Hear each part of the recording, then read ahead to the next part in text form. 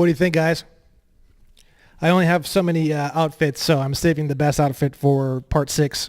But I wanted to bring you something, so I got this for you. I knew you guys would really enjoy it.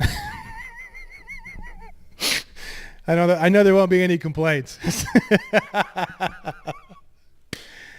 Woo! Holy crap! The past couple of weeks have been totally crazy. I want to say thank you to everyone who supported in the Henrik Hochschild situation. I will show you that if you are unfamiliar with that situation. You go to www.williamsandwilliamslawfirm.com and you go to Help Us Save Henrik.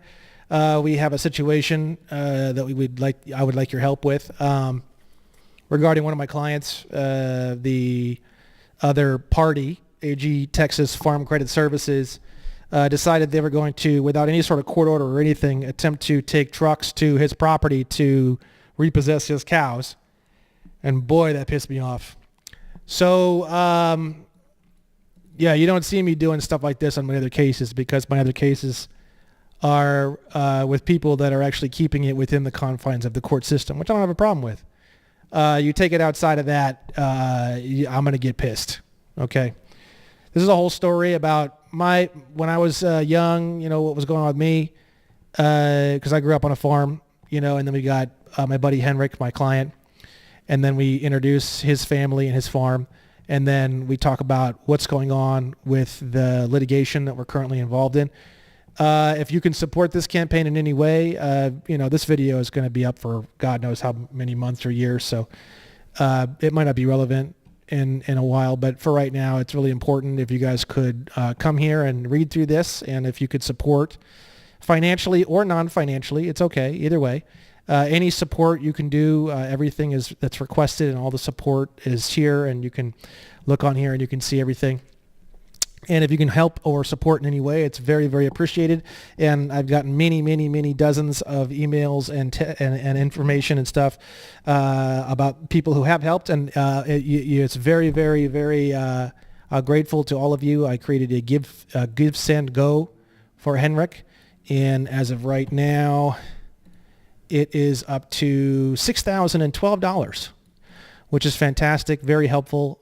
So I want to say thank you very much for that. Second thing I wanted to talk about is a good friend of mine, Anthony, just released his second Dad of the Year.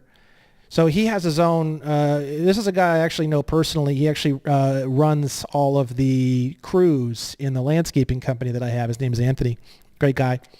He has his own metal silver coin and small bar and stuff like that. And he actually started minting his own coins. And you can see here, it's Dad of the Year. And it's pretty funny. Again, I don't condone violence. You guys know that. I'm a peaceful man. But I know a lot of you guys are going to enjoy this. I enjoy it for comedic value.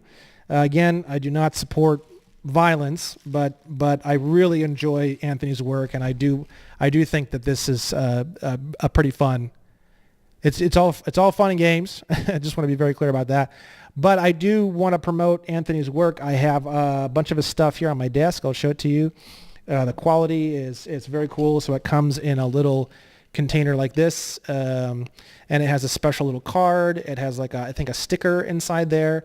It comes with a coin and its own little plastic container, and then it has special numbers, serial numbers. The quality is just unbelievable. And Anthony, same with all the landscaping company stuff that we do and all the jobs. He is a real stickler for quality and detail. And I'll show you guys a couple of these, because I know a lot of you guys like silver coins. A lot of you guys go to JM Bullion. I've bought a lot of things from them. I have, coins all over the place. But, just an alternative, a guy who's doing a lot of cool things. He's filing a lot of cool papers. He's doing a lot of the same stuff. He's going up against Capital One and a bunch of other stuff. And he's kind of an up-and-coming guy, trying to build up his silver company, and I just think that he does really good stuff, and I want to show you guys this. I'm going to take it to the camera.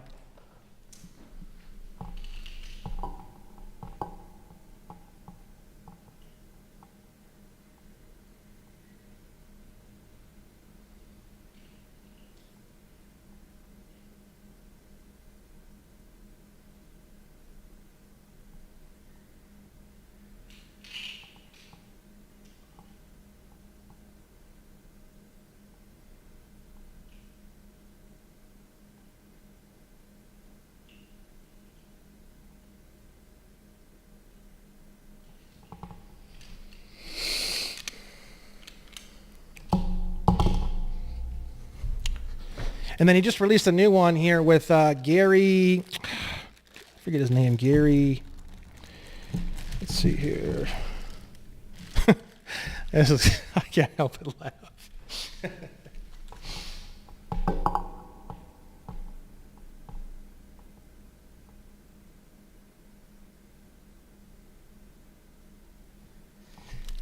I love it. I love his work. It's so cool. He's got the numbers and the serial numbers and the trading cards, and it just kind of reminds me of my childhood, the trading cards.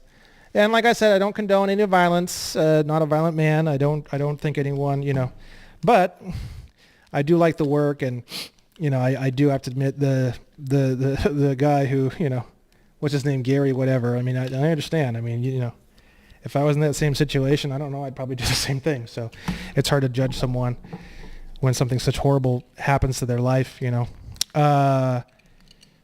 But, you guys know where I stand on that, on violence and stuff like that. So, but I wanted to show that to you. You can find that and a lot of other cool things. I don't have any, just real quick, I don't have any commercial attachment to this. And I don't even really want to. I just kind of did this because I just wanted to help out Anthony. He just came and visited me and we talked for a while, and I just really wanted to help him out. So I thought I'd put a nice plug in here. And I know you guys are looking for high quality silver coins, and I think it's cool to find somebody who can deliver that to you.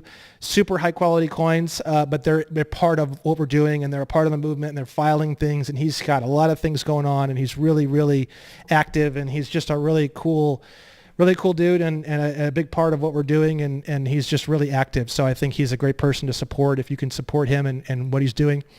The website is preciousmetalscollective.com, and he's also on Instagram. I believe it's precious.metals.collective Instagram. Yeah, precious.metals.collective. And he's got some videos here that he's made that are they're kind of horrible in a way, but they're also pretty funny. I mean, I don't know. You know what I'm talking about. You guys know what I'm talking about. Anyways, wanted to give Anthony a little plug there. I've been going through a lot. It's only been a week since I released part 4. It feels like a month for me. All hell has broken loose. It's been a very exciting rewriting things and sending out novations, and the Henrik thing exploded, and there's a state case now, and there's an eviction case now, and there's a conspiracy where AG Texas is working with the landlord. It's just like a nightmare. So it's been pretty wild. That's just why I released that press release, to try to get them to realize that we mean business. So we got a lot of cool things happening. We've got an appeals case there, all sorts of other things happening, so much. It's just crazy. I just did a video with the Sultan of Soljamistan. That was a lot of fun if you guys haven't seen that yet. And we're just trucking along, my friend. Let's see that butthole.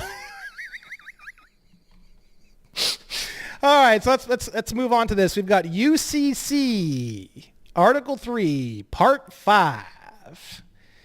It's a shorter. It looks like it's a shorter section, so I hope we can get it done here pretty rapidly, because I'm just not in the mood. I'm still kind of recovering from everything that's happening. So, but it's like I think about it all day long, every day, getting these out to you guys. So I just really wanted to get number 5 done, and then number 6 is the last one, which also looks pretty short.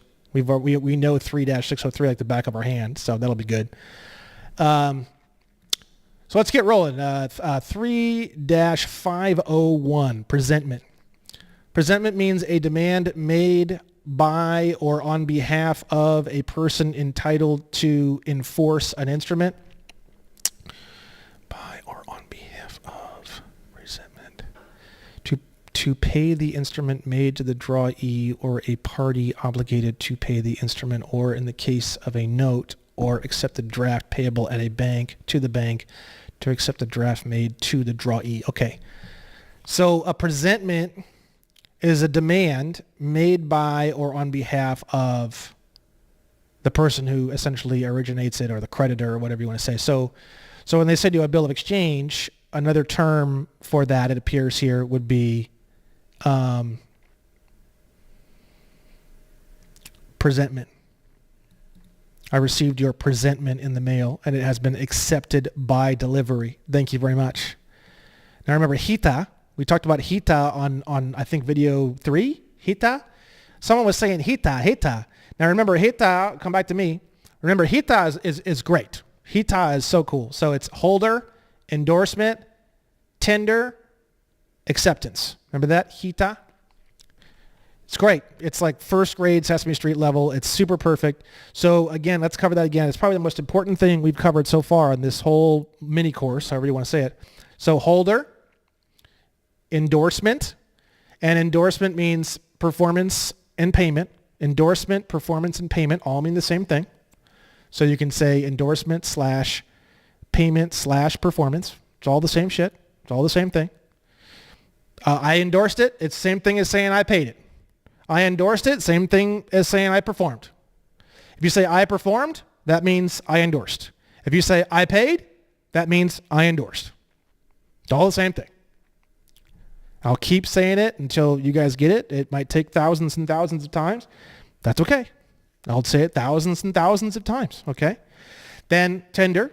So tender means offer without stipulations or conditions. Just take one of my, I got my Confederate notes here. We should cover one of these too real quick. These are freaking cool, right? These are real Confederate notes that I bought from an auction. I got all sorts of stuff all over the apartment, coins and notes and all this stuff. And I'm going to start collecting more and more of these old notes because I like to read them and clear up all the words on them and look up some of the stuff as to what was going on that caused all this to happen. And it's really fascinating. But so tender, here's tender. Here you go, sir. Tender, right? And then acceptance. And what does acceptance mean? Do you know? Delivery. Tender. Acceptance. You see? Tender. This is a different arm of a different person, like across the table or something, or through the mail. Acceptance. I mean, if you really want to get crazy, if you want to get like Bill Nye the Science Guy, who whatever, maybe not the best example, but if you want to get really, really crazy about it, Fox Mulder from X-Files, yeah, hell yeah, that's a good example. It would be like tender, and then like literally, this isn't quite delivery. This is not quite delivery. This is delivery. If you want to get like batshit crazy, I mean, I will fight like hell in a court, and that's what I'll do. I'll literally be like in front of the judge or in front of the jury, and I'll be like, tender. We don't have delivery yet. It's not delivered yet. Delivery. Boom, right there. Like literally, I'm sitting across from the loan officer of a bank, and I got mortgage documents in my hand, and I endorse the document, and I go like this, or I slide it across the table, and literally as soon as they take it, and as soon as, I mean, we're talking the fucking nanosecond that my fingers are released from that object, and that object is stably in the hand of the loan officer, that's it. That's delivered. It's accepted. It's done. That cycle, Hita, has been completed at that point in time. Now they're the holder. Okay? Let's look at these real quick. We got, what does it say here? Fundable in Confederate States stock bearing 8% interest. It says here, Confederate States of America will pay $100. This is from 1861. Oh, bro, check this out. You're going to like this. You know, you guys can read all this shit now because you'll understand it now after this video series. Look at this. Confederate States of America will pay $100 to bearer, and then you have two signatures. Richmond, Virginia. Look at this.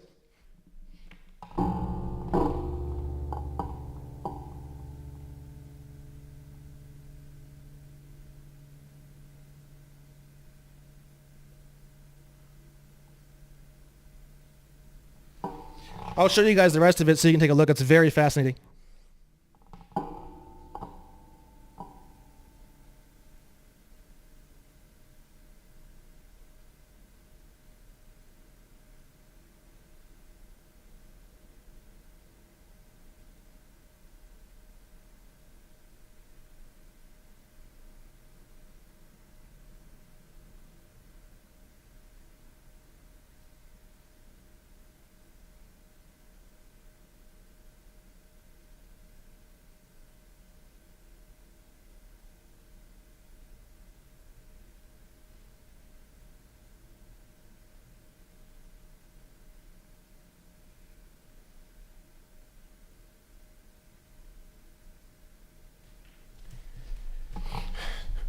Do you guys think, I love these all these people are, oh, they're just going to change all this shit on us, Brandon.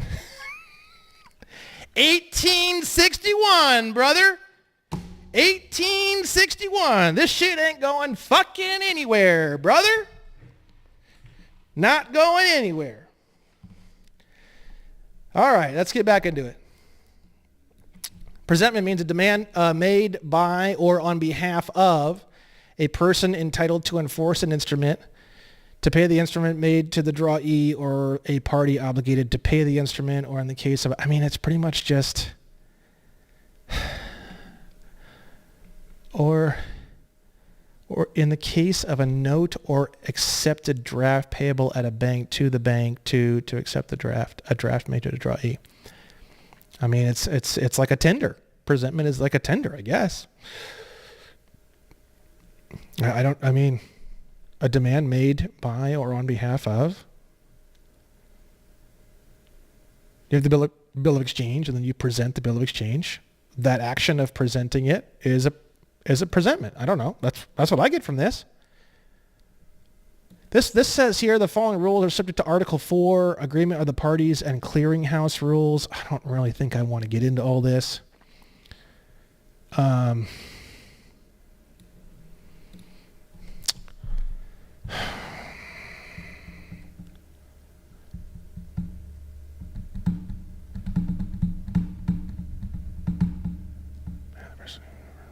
Person making present message.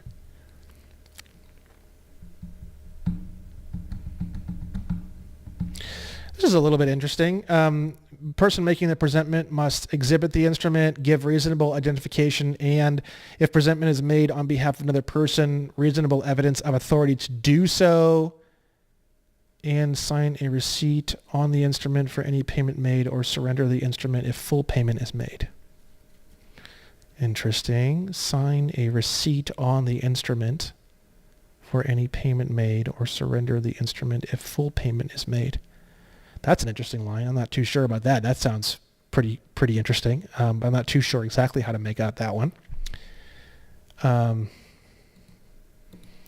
Sign a receipt on the instrument for any payment made, or surrender the instrument if full payment is made. Interesting. Without dishonoring the instrument, the party to whom presentment is made may, 1, return the instrument for lack of a necessary endorsement. Okay, duh. If you don't endorse it, then there's nothing they can do with it because they don't become the holder. Hita, remember? Hita is great, man. I'm telling you. I mean, you can just bust up these bar cards like there's no fucking tomorrow. Just Hita alone. Just Hita. Wait a second. Was it ever endorsed? Okay. Was it tendered? Okay. Was it accepted? Okay. Who's the holder? Just Hita. Hita alone, it can crack you infinite money. Okay. That just, if there's only one thing you step away from this UCC course, it's Hita. Holder, endorsement, tender, acceptance. Just memorize that. Okay. So yeah, you can't tender something that has no endorsement. Duh. Makes sense, right? Hita is beautiful. It's like one has to come first, and then you have to be the holder to endorse. You got to endorse to tender. You got to tender to accept.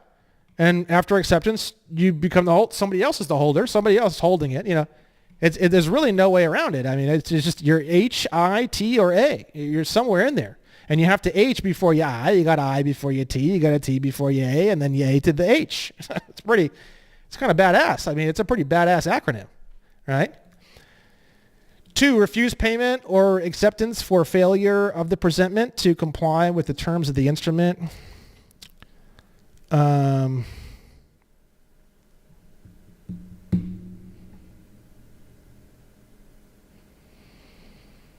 Actually, I think about this one. It's kind of interesting. So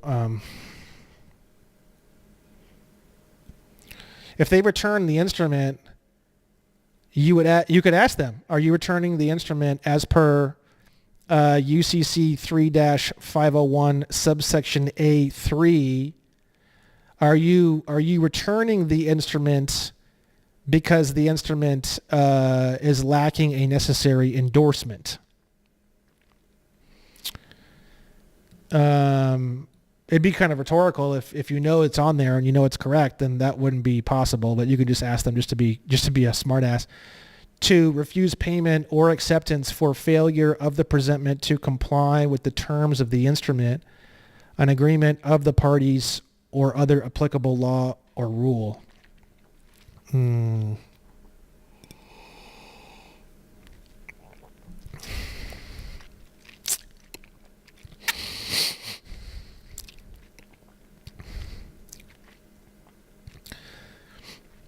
Refuse performance or acceptance because the presentment fails to comply with what the instrument says it needs to be in order to be presented properly. Something like that.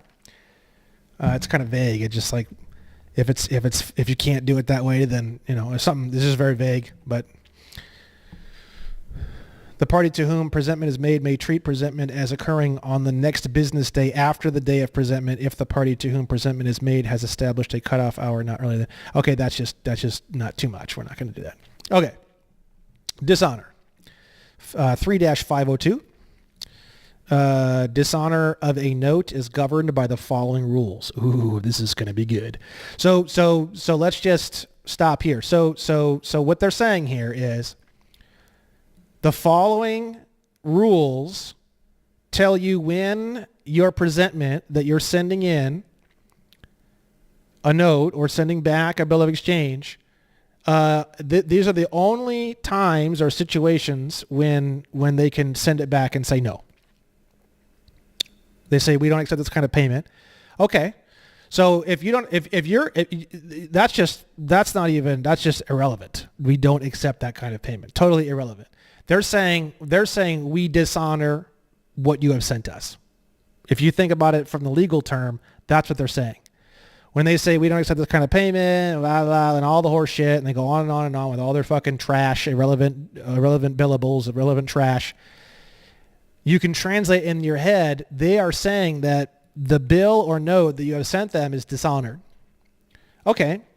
So now we're going to look at what are the rules of dishonor. This is really important, right? This is how you win lawsuits really easily, in my opinion. I haven't won one yet, but damn well I'm going to be doing it for the rest of my life. So I'm sure in the next 60 years of my life or whatever, I'm sure I'll get one. Joking, I'm definitely going to be winning one very soon in the next year or so. But here are the rules. 1, if the note is payable on demand, the note is dishonored if presentment is duly made to the maker and the note is not paid on the day of the presentment. Okay. So if you send in an overdue bill or note, now keep in mind with this one, let's say you cross out the date of when it's due and you hand write payable on demand, or you hand write a different date. Well, if an instrument contains contradictory terms, typewritten terms prevail over printed terms, handwritten terms prevail over both, and words prevail over numbers. So what's stopping you from just crossing that out and writing payable on demand? Or writing a different date? I don't think there's anything. Plus, keep in mind, you can always say, hey, I wasn't able to pay that last bill of exchange in time. Can you please send me another one with a new day I want to perform? It's not that complicated to get around this one. Number 2, if the note is not payable on demand and is payable at or through a bank or the terms of the note require presentment, the note is dishonored if presentment is duly made and the note is not paid on the day it becomes payable or the day of presentment, whichever is later. Still, we're still on dates. which can be, I mean, as far as I'm concerned, can just be handwritten over. I don't see why not. Okay. So we've got dates, not typically an issue that we run into. Dates, most people know that, you need to perform by a certain date. Well, then you perform by a certain date. It doesn't require rocket science to figure that one out. If the note is not payable on demand and paragraph 2 does not apply, the note is dishonored if it is not paid on the day it becomes payable. So again, it's just dates. It's literally just don't pay past the due date. That's all. That's 1, 2, and 3. So, we're going to get into the rest of this, but we've already got. Okay, so if it's a note, if they're rejecting a note, then the only way they can reject it is based off of timelines and due dates. That's it. Period. End of story. That's what we learn. That's what we're learning here. If it's like, oh, okay, so like they deny a note, okay, well, so what aspect of the date or due date or payable on demand are you upset about? Like that's the only thing to talk about. There's nothing else to talk about according to 3-502.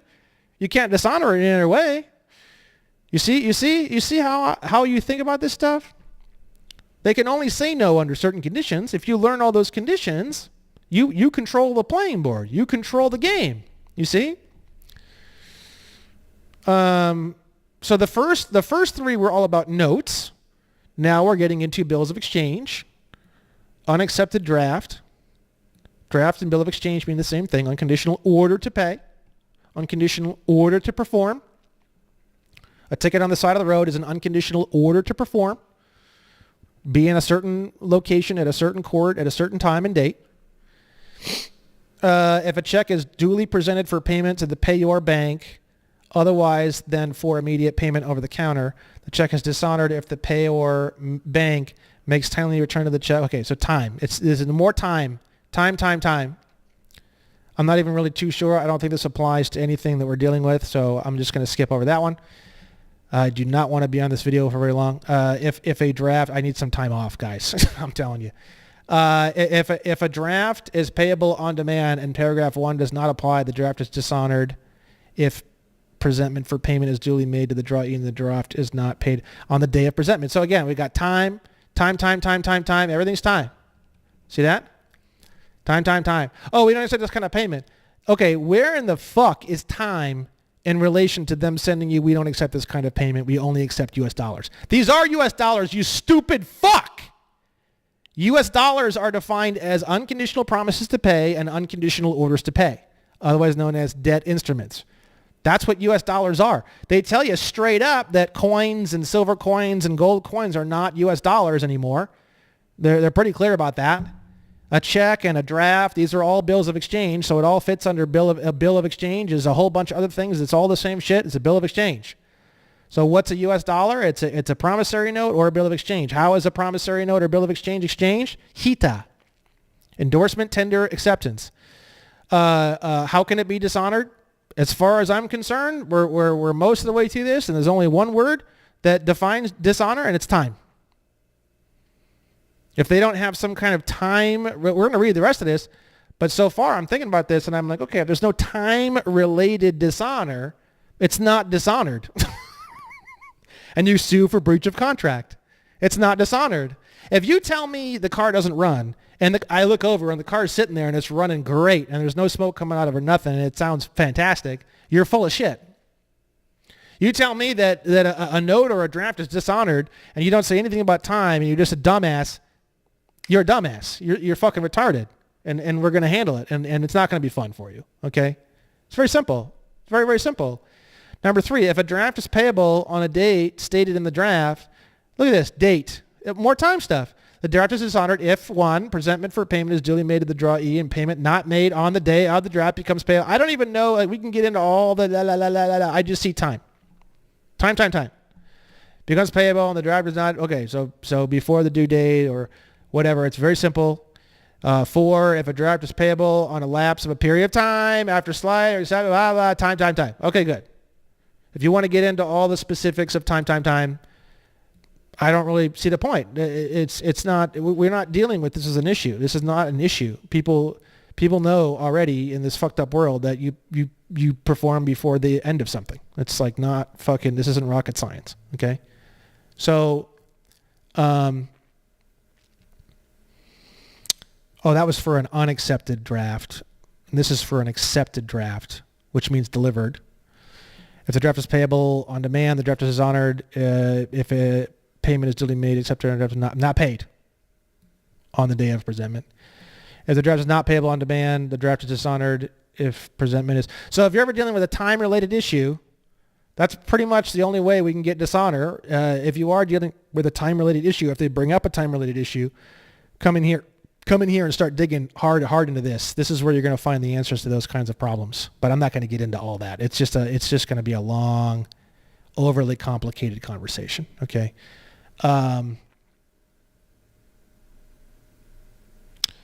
In any case in which presentment is otherwise required for dishonor under this section and presentment is exercised under 3-504, dishonor occurs without presentment if the instrument is not duly accepted or paid. Not totally sure on that one. What is 3-405? Excuse, presentment, and notice. So we're probably going to get more into that. If a draft is dishonored because of timely acceptance of the draft is not made and the person entitled to enforce consents to late acceptance. So more time. Time. Time is not a problem we're dealing with. It's just they just don't accept it, quote unquote, this kind of payment. So fucking funny. So impossible. These fools think they can do whatever they want. They think they can just say, fuck the law. Loo. Nope, we don't accept that kind of promissory note. We only accept this one over here. And you're like, wow. Notice of dishonor. The obligation of an endorser and the obligation of a drawer may not be enforced unless, one, the endorser or drawer is given notice of dishonor of the instrument. So if they are going to dishonor the instrument, they have to give you a notice of dishonor. They're saying, oh, no, this is dishonored. It would be kind of like something along the lines of, oh, no, this is dishonored because you performed after the due date of performance. That would make sense. Okay, I get that. I'll accept that, right? Notice of dishonor may be given by any person, may be given by any commercially reasonable means, including an oral, written, or electronic communication, and is sufficient if it reasonably identifies the instrument and indicates that the instrument has been dishonored or has not been paid or accepted. Yeah, so they're saying that any party can write a notice of dishonor, and you can write a notice of dishonor on them for not accepting the instrument.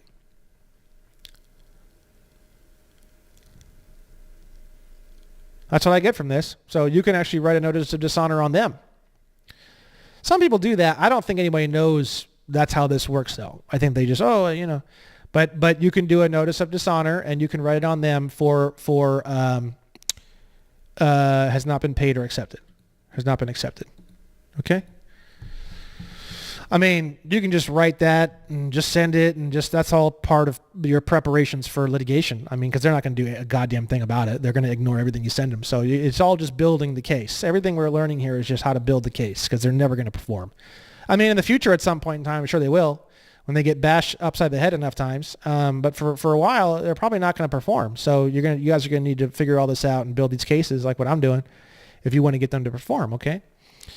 So with respect to an instrument taken for collection by a collecting bank, notice of dishonor must be given, one, by the bank before midnight the next banking day, following the banking day, blah, blah, blah. Okay, anyways, whatever. That's not important. 3-504. Excuse presentment and notice of dishonor. Presentment for payment or acceptance of an instrument is excused if the person entitled to present the instrument cannot with reasonable diligence make presentment. If they can't find you, they can't make presentment. Number two, so that's just an example. I'm just giving an example. Number two, the maker or acceptor has repudiated an obligation to pay the instrument or is dead or in insolvency proceedings. Interesting.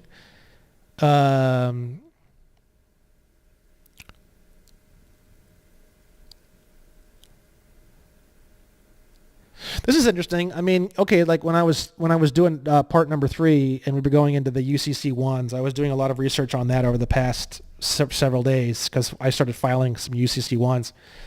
And so a UCC one has to have, both parties have to be in agreement. That's why a lot of people get in trouble with liens. I know I told you in video number 3, be careful about liens. I went on a whole research thing in this last week and I figured all that out for you. We can go ahead and come back to me. So the way that liens work, and I'm not going to pull all this up and try to find all this right now, but this is how it works. So both parties have to be in agreement. So the creditor and the debtor, so like you'll see a document, like one of my clients, Henrik, the guy who we're doing all this stuff with, he has an actual document and it goes down and then the last page says notice of security interest, something like that. And then it says the following are collateral, and it says the collateral on the loan, and then there's a signature of Henrik, right? So the creditor says there's this debt and there's going to be this collateral, and they're very clear as to what the collateral is going to be. And then the debtor also agrees, right? Now, let's say you say this person over here owes you money and you want to lien their house and this and that. The problem is that if there's no prior security agreement or contract where they agreed to that kind of collateralization or they agreed to pay a certain thing or whatever, you have to go to court and get a judgment. And then once you get the judgment, then you can file the lien.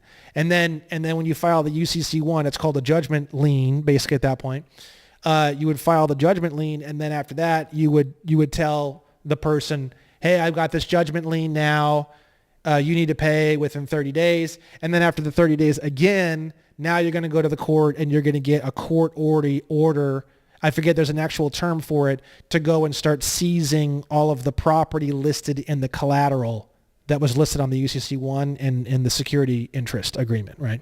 Now, that's the full process. That's what the banks do. That's what you can do. Everyone can do it. Homeless people can do it. People who are crippled, you can do it. Anyone can do it. This is not a bank-only thing. This is not a lawyer-only thing. Anyone can do that whole process I just explained to you.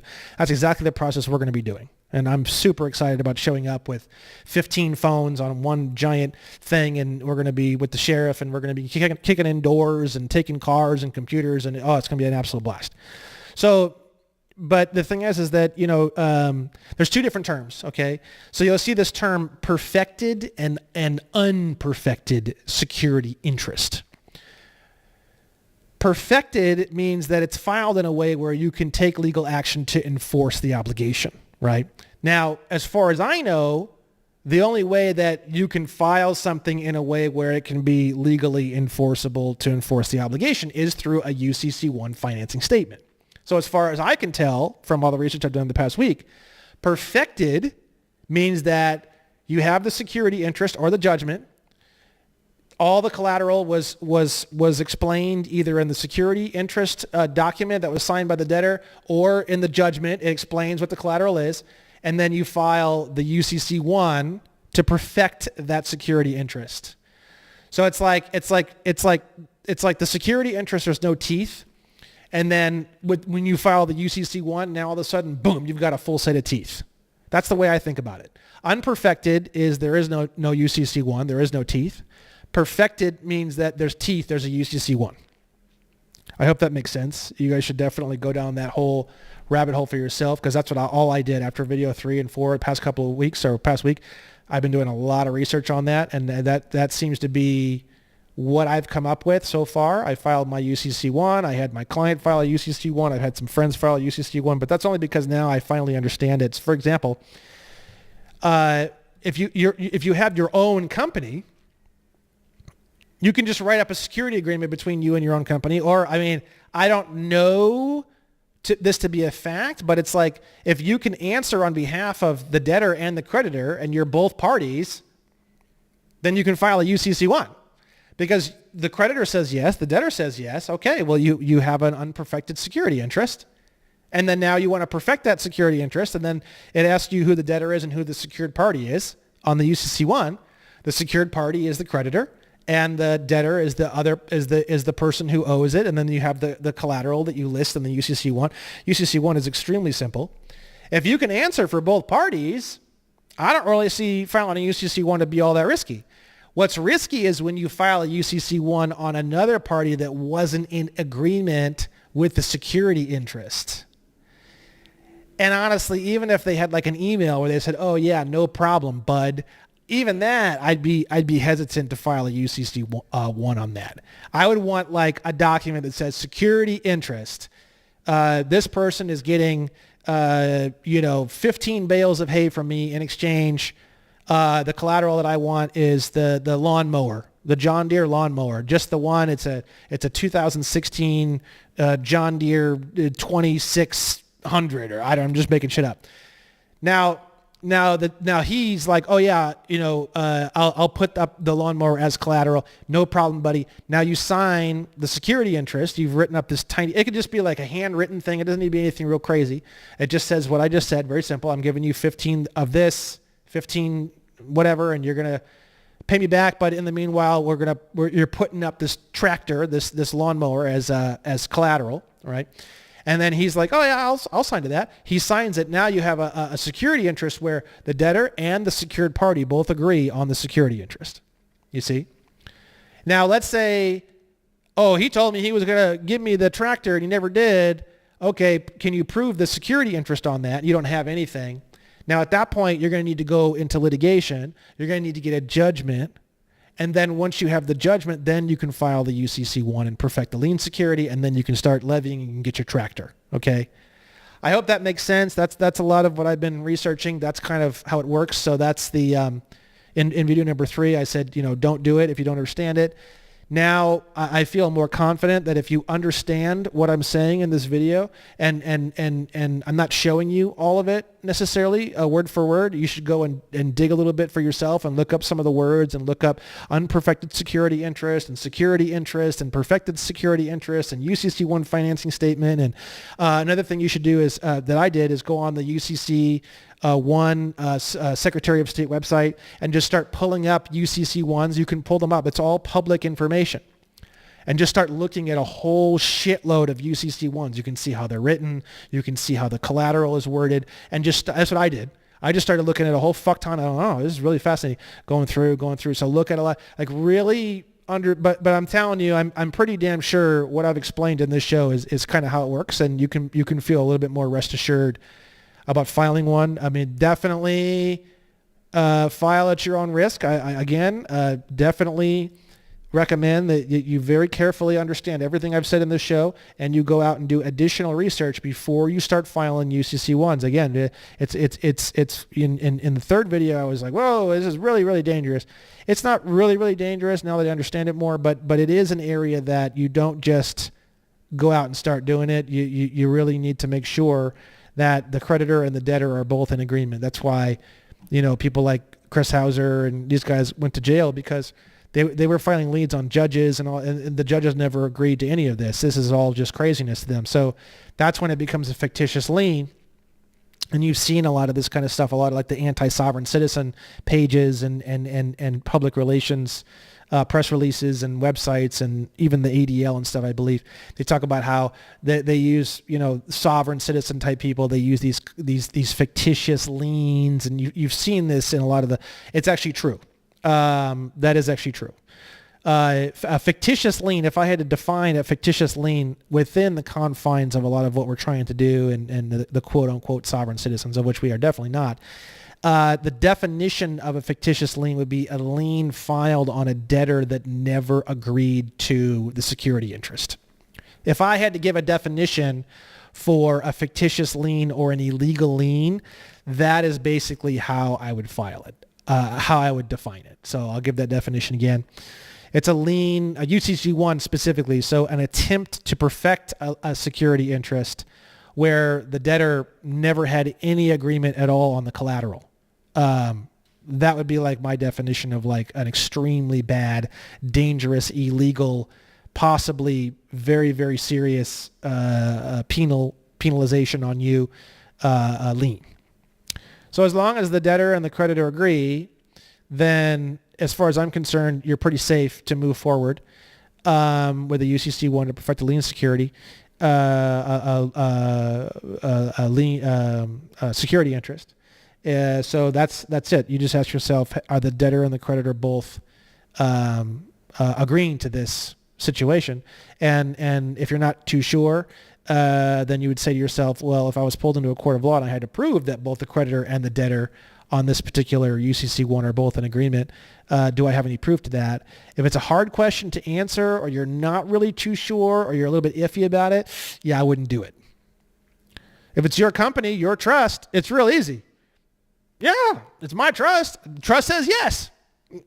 I'm me. I say yes. Bingo. Very easy. Very, very easy. So I filed one on the all caps name. You can also do between the ens legis and then your name.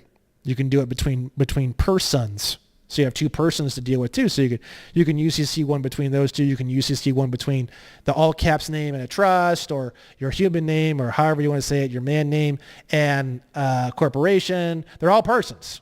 So between any person, it could be between a trust and a corporation. It could be between a corporation and a corporation. It could be between a partnership and an individual, which we redefine to mean only men and women. You can do it however you want. You could do it between the you as the man and the ens legis. You could do it between you as the man and the corporation. You could do it between you and as the man, or as the ens legis and a corporation. You could do it any way you want to do it, as long as there's two persons, as per the definition of the word person. You got it. So I hope that makes more sense. It makes more sense to me. So getting back to 3-504, excuse presentment and notice of dishonor. Presentment for payment or acceptance of an instrument is excused if, we already went through that one,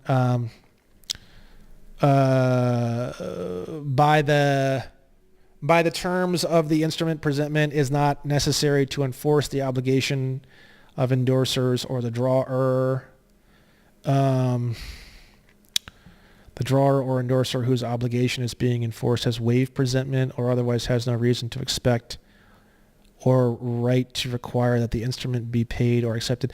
So that's pretty obvious. If they say, nope, this is all done and we discharged it, then you wouldn't have a presentment. Duh. That's pretty simple. Drawer instructed the drawee not to pay. So if they told you don't pay. This is all pretty simple. Notice of dishonor is excused by the terms of the instrument. Notice of dishonor is not necessary to enforce the obligation of a party to pay the instrument. Or 2, the party whose obligation is being enforced waived notice of dishonor. A waiver of presentment is also a waiver of notice. This is just like if they say, fuck it, like you don't owe this anymore. So just, again, a lot of this stuff, we're not going to run into this shit. I don't think we're going to really run into this. Delay in giving notice of dishonor is excused if the delay was caused by circumstances beyond the control of the person giving the notice. If your house burned down or something. So excuse presentment and notice of dishonor. I don't really think we're going to run into a lot of this.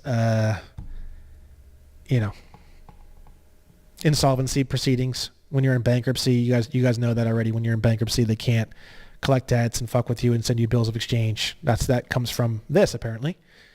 Whatever. I'm not going to get too much into this again. Just trying to get this. I'm not trying to skip over important things. I just don't really see a lot of this as being terribly important. So, but you can look at it again. The whole point of a lot of these videos too is just to hold your dick long enough to get you to come in here and look at a lot of this stuff too as needed. So I'm not here I'm here to hold your dick, not suck you off. There's a big difference, so, hold your dick a little bit and then you can jerk yourself off. That's kind of the whole point of all these videos. You guys should know that by now. That's what I'm trying to do. I can't stroke you all the way to the finish line. You guys know that. You guys want me to, but it's never going to happen. You know that. So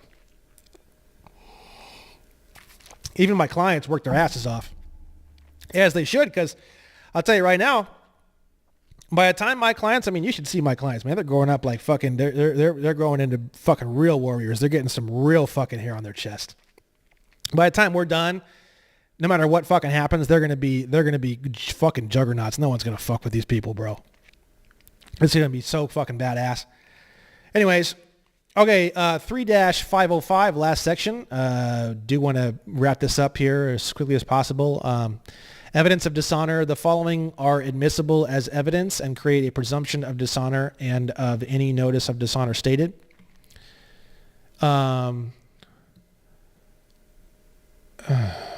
Interesting. The following are admissible as evidence and create a presumption of dishonor and of any notice of dishonor stated. A document regular in form as provided in subsection B, which purports to be a protest. A protest is a certificate of dishonor made by a United States consul or vice consul or a notary public or other person authorized to administer oaths by the law of the place where dishonor occurs. It may be made upon information satisfactory to that person. The protest must identify the instrument and certify either that presentment has been made or, if not made, the reason why it was not made, and that the instrument has been dishonored by non-acceptance or non-payment. The protest may also certify that notice of dishonor has been given to some or all parties. Well, Jesus, fuck. This is fucking wild. Okay. So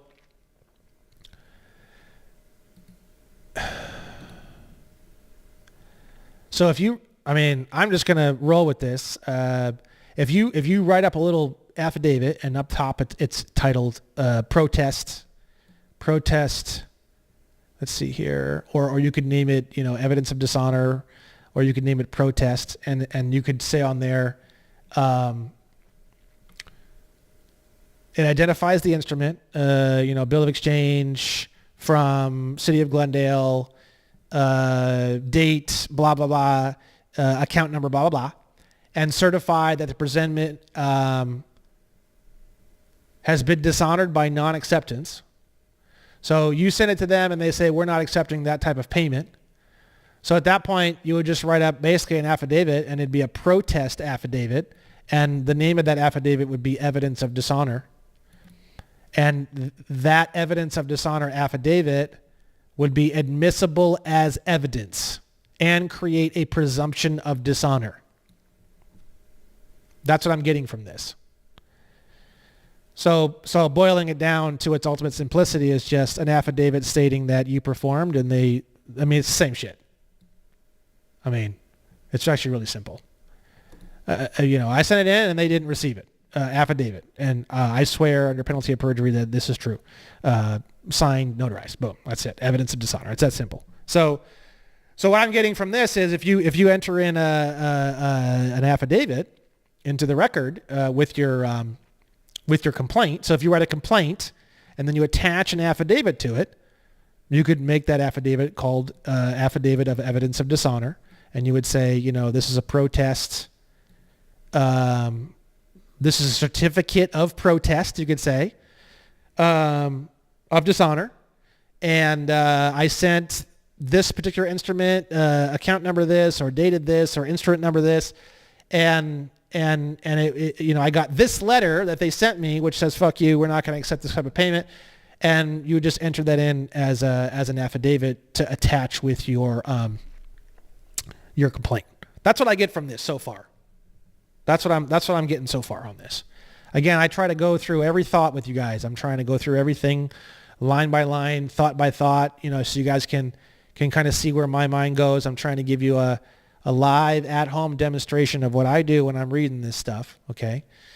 Number 2, a purported stamp or writing of the drawee payer bank or presenting bank on or accompanying the instrument stating that acceptance or payment has been refused unless reasons for the refusal are stated and the reasons are not consistent with dishonor.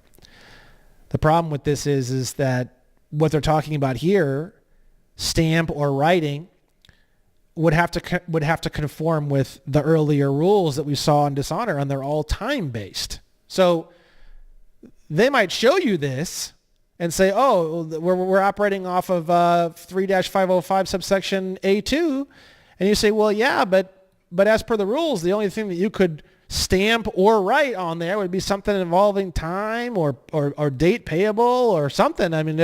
You can't just say, we don't accept this kind of payment. That's not part of the rules.